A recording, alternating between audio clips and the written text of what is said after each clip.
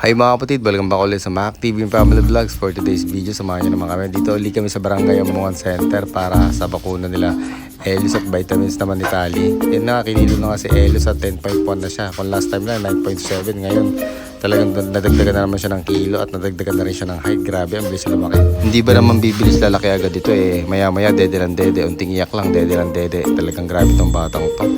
Kaya yung tsura niya parang na siyang chubby na bunchug na ewan.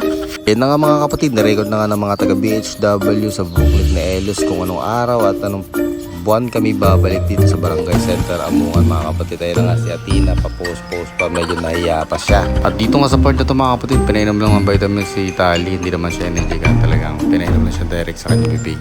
At syempre bago nga kami uwi mga kapatid, dito muna kami kay Madam Vicky, chika-chika muna regarding dito about kay Tali at kay Elios kung anong araw nga kami babalik dito sa Barangay Center Amungan sa panibagong